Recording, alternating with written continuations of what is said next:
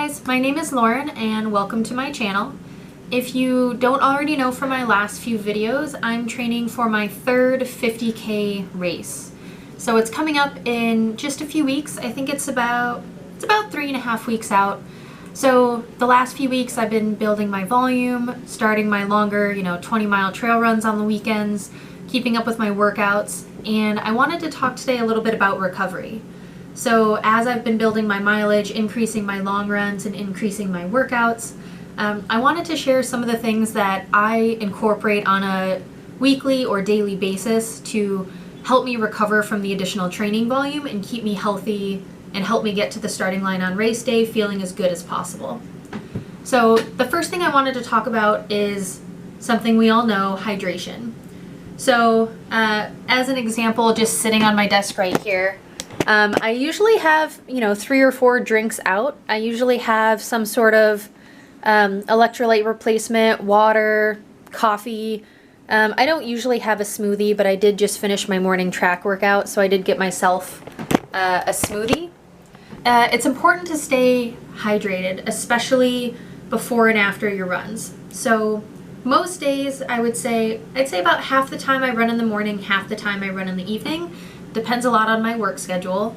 So I try to make sure I stay hydrated throughout the day. So if I'm running the next morning, I'm not waking up as dehydrated if I've been well hydrated the day before. And if I run in the morning, I make sure I rehydrate whatever I lost throughout the day.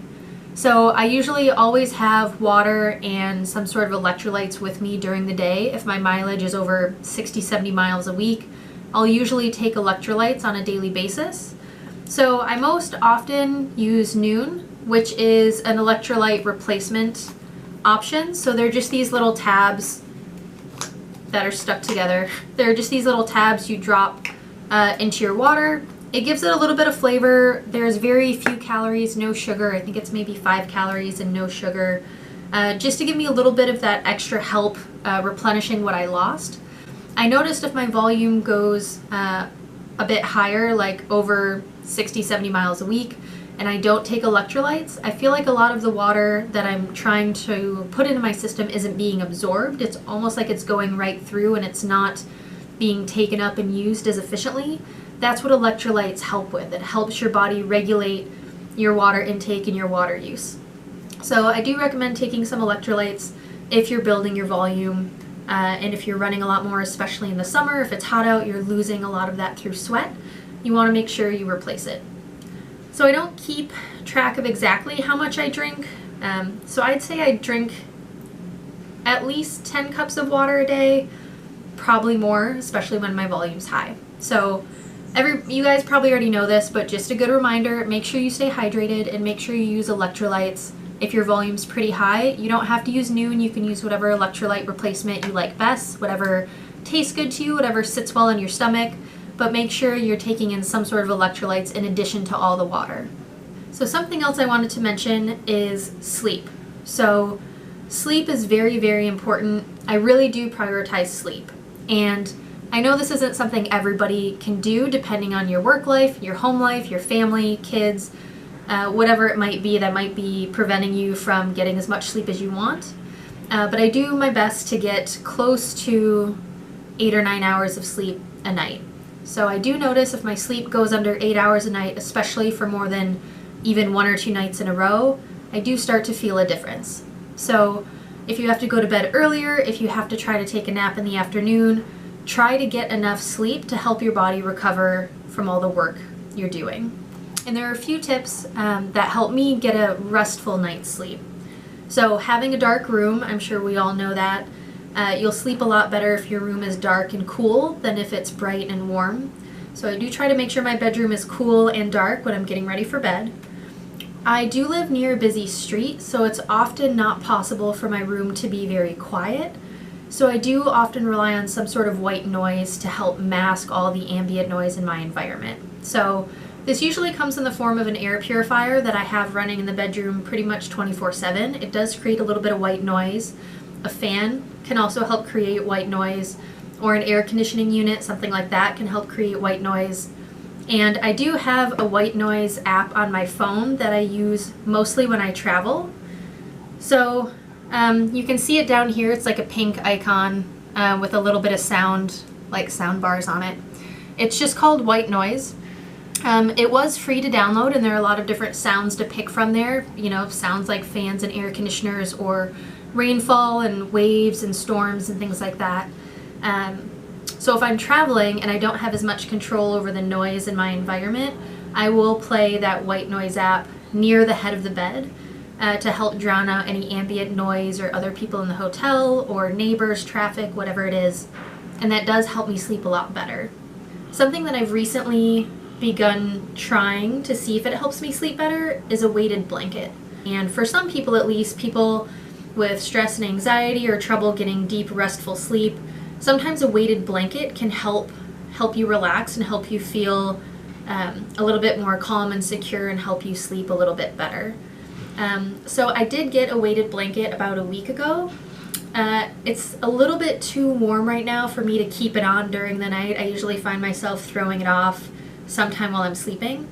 But I do think it's helping me fall asleep a little bit quicker. Another recovery tool that I've been using probably every other day is foam rolling.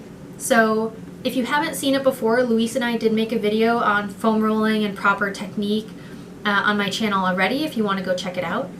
But foam rolling after a particularly long or hard day of training, so if I've done a double or if I've done a workout, I'll try to foam roll that night to help my legs recover before my run the next day. So this is usually about every other day I'll try to foam roll. And I also use a lacrosse ball for my feet. So I actually have one with me. This is the bag I usually take to work of goodies where I have like exercise bands, sunscreen, and all that. And I do keep a lacrosse ball with me. And what I do is if my plantar's bothering me, especially while I'm sitting at my desk at work, you can just kind of work on your plantar, your feet, give them a little bit of a massage, you know, while you're sitting at your desk. But honestly, you could probably foam roll and use the lacrosse ball every day if you wanted to. It depends on how much you're hurting. But I do think those are pretty valuable tools for you to use to help take care of yourself. Dynamic stretching and stretching in general and doing form drills and things like that, I do think are useful for not necessarily helping your body recover, but helping your body prepare for hard efforts so that you can recover more quickly afterwards.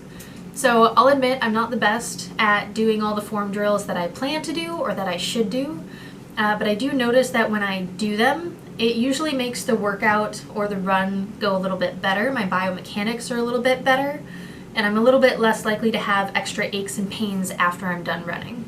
So it's more of a recovery prevention or recovery assistance than actual recovery, but doing drills and strides and dynamic stretching before your runs will help you recover faster after your run.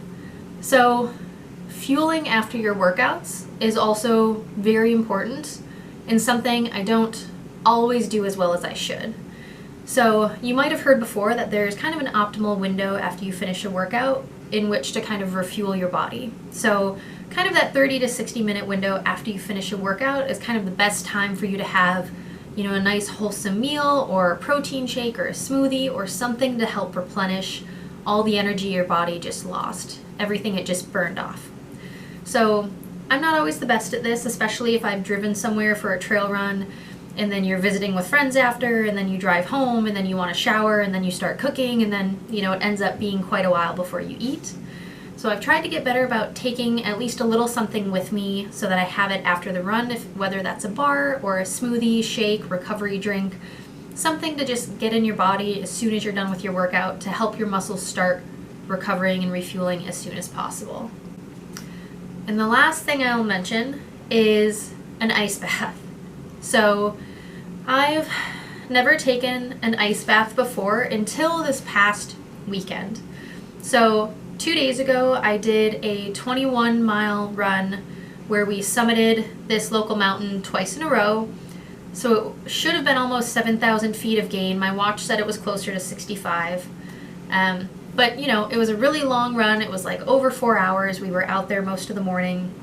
You know, it was a really good training run, but we were feeling pretty beat up after. So Luis had the idea to take an ice bath. He used to take ice baths in college all the time. He loves them, swears by them. I was terrified of them, never taken one before, doesn't sound fun. But I did take my first ice bath after my long run Sunday. But I do think it made a difference.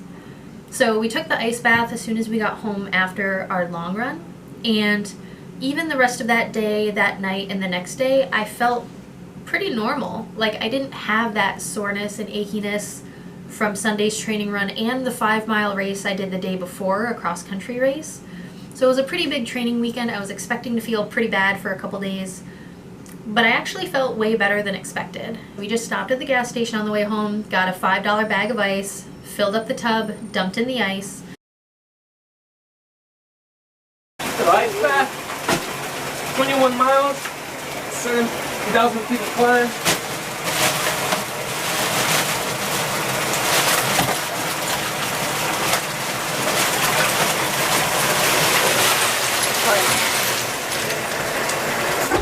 Looks lovely.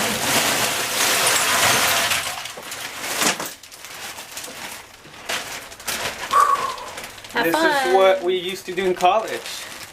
Nice in the bath and athletic trainer, put a sweater on, and then after running, long runs or hard runs,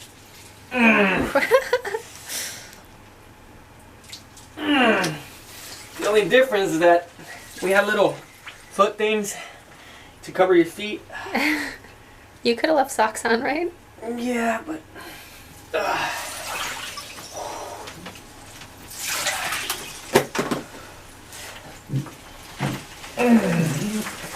need a little bit more water to cover the pods. This will melt. Yeah, that'll melt pretty fast. Ooh, We have more ice in the freezer, so like we can half make a it cold. bag or something like that, so we can throw it in here. I mean, I've never done an ice bath and I'm a little bit scared, so I kind of would prefer to take it easy, and then you can come add more ice if I'm surviving. It's not that bad, it's just the initial at the beginning. I wish I would be a little bit more cold, but You want me to go get more ice for you? if you want, get the other bag. I don't know if it goes that way, because I think this bag is deeper, right? Maybe a little.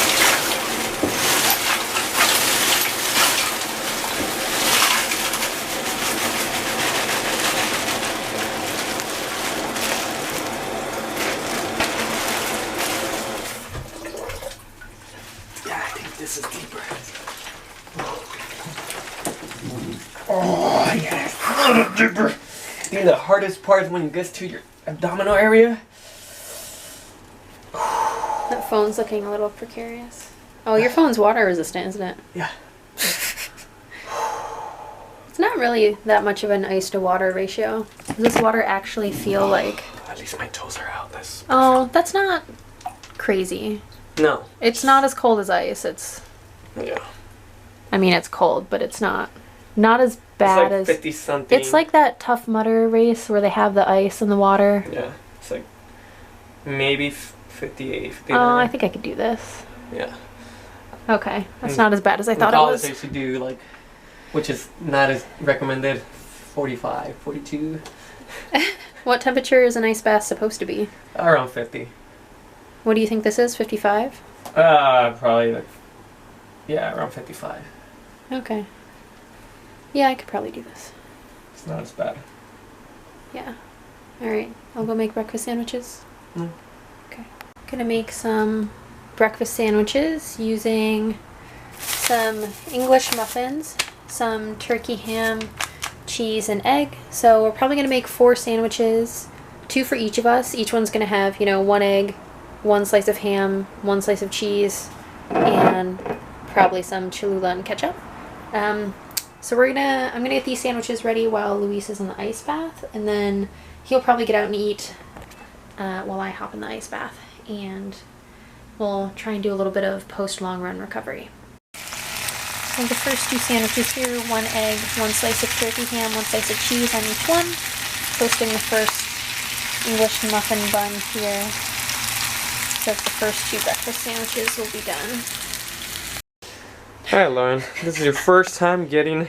There's no ice anymore, so I don't know if it still counts as an ice bath, but I've never done an ice bath before. So but this is your first time, so let's try it. I love this. It's kind of like a real brisk lake. How long are you supposed to stay in? 10-15 minutes. Did you time it, or you just went by feel? It was around there. Oh, do you do butt first, or do you put leg in first? Legs.